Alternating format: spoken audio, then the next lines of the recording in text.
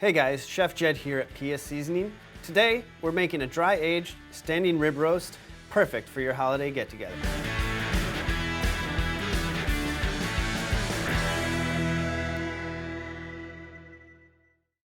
What we're going to do today is a combination of both wet aging and dry aging. Our rib roast has already been wet aged. I went to the butcher and I got a roast for 3 bones. And what we're going to do to it now is we're going to do a short dry aging process to reduce and concentrate those flavors, to reduce a little bit of the moisture, and to overall increase the flavor of our product. For our dry aging, we don't need the high-tech monitoring systems because we're going to do a much shorter dry age. Your fridge will be just fine. First thing I need to do is I need to rinse this, and after we rinse it, we're going to dry it off as well as possible with paper towel. This is a dry aging process, so we want the meat to be dry. And once your meat's relatively dry, like you can see here, there's no excess moisture sitting on top, we're ready to wrap it in cheesecloth and set it in the fridge. And what the cheesecloth is going to do is it's going to help, during the aging process, pull out some of that extra moisture as well. We're going to talk a lot about getting the moisture out of the meat, and what we're talking about is actual liquid, not fat. Fat, during the cooking process, is going to give us that moisture that we're looking for in a steak. Don't worry about the moisture loss during the dry aging process. Once the roast is all wrapped, we're going to put it on a rack-lined sheet tray and then into the fridge. After about 24 hours, we're going to change out the first layer of cheesecloth because it's going to pull a lot of moisture out and it's going to get saturated. So we want to replace that so we can continue the dry aging process. After that, we're going to let it sit in the fridge for another 5 to 7 days before we're ready to roast. We've dry aged our roast for about 7 days now, and it's time to unwrap it from the cheesecloth and get it trimmed up and ready for the oven. The cheesecloth might stick to the meat a little bit, but it should peel right off with no issues. And you can see the surface of the roast has dried out a lot. That is exactly what we are looking for. There's less moisture, and you'll see a slight discoloration of the meat here, and all that is oxidation. It's not anything to worry about. We're going to trim some of that off, but that's just showing us that everything dried out properly and those flavors have concentrated for our roast. When we trim, we're going to try not to go too deep into the meat because we want to reserve all the flavor possible. We just want to eliminate the oxidation on the outside of the roast. Once we're trimmed, you can see that redness of the meat reappears once we've cut off that oxidized part, and we're ready to season it up. For our roast, the seasoning blend we chose was our Primetime Butcher's Blend. It's got butter flavors and herbs, and it's going to lend itself really well to this roast. It goes great on potatoes and lots of other dishes, but this is kind of what it was designed for, so that's why we went with this one.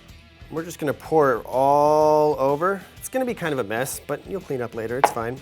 What you really want to do is make sure you get as much of that seasoning on the surface so it's tacked on. If you think about it, you're only seasoning the outside of the roast, so you want those flavors to be concentrated enough to meld with the fat, stick to the meat so it does season the whole roast, including the inside. And then for this little end part, I like to just roll it in the leftover seasoning that's on the board. There should be plenty for you. While our oven is preheating to 450 degrees, I'm going to let the roast sit out at room temperature.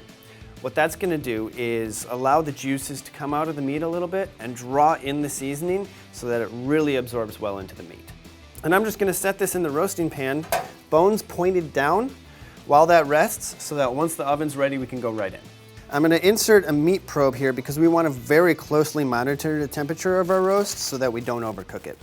We're going to set this in a 450 degree oven for about 20 minutes to get some caramelization on the outside of the roast. At that point, we'll drop it down to 350 and continue the roasting process.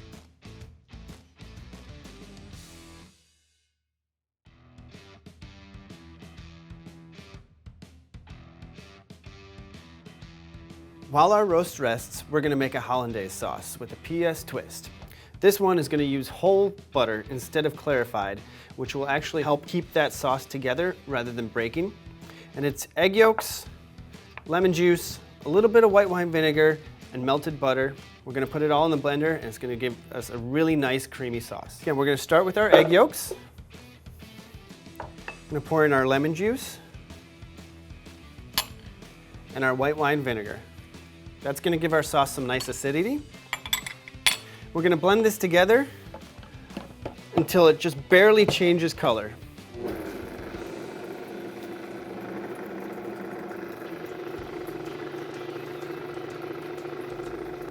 All right, once that's blended really well, we're gonna slowly stream in our butter while it's blending. And as we slowly pour here, that blender is gonna emulsify the butter and the egg yolks to create a really creamy sauce.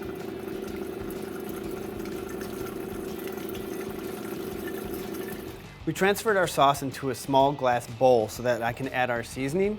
Notorious P.I.G is gonna give us the salt that we need and just a little bit of kick. We've also got a lemon out in case we need to adjust our acidity. So I'm gonna add a half teaspoon there. Just stir that in.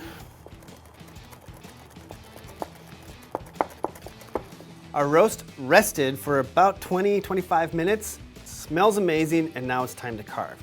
First thing we need to do is get rid of these bones. Nobody's gonna eat the bones on their plate, but you might wanna use them for something else later, maybe a stock. So we are gonna cut those off and save them for later. We're gonna take our knife down and work down the bone, preserving all of that roast to slice afterwards. Start working your way down. Try and follow those bones as closely as possible. If you meet some resistance, move away a little bit, and you'll see it starting to come off of the roast really nicely.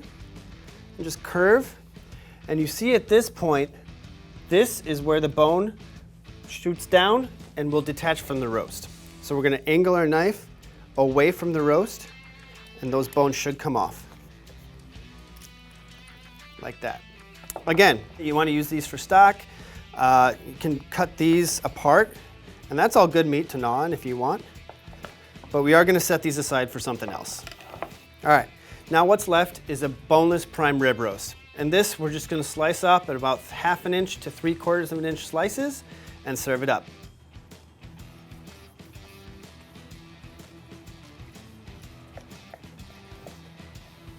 Beautiful, beautiful. Look how juicy that is. Oh, I can't wait to taste this.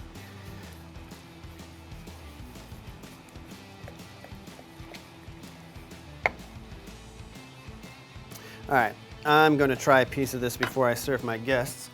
So I'm gonna bring my Hollandaise back in, give that a dunk.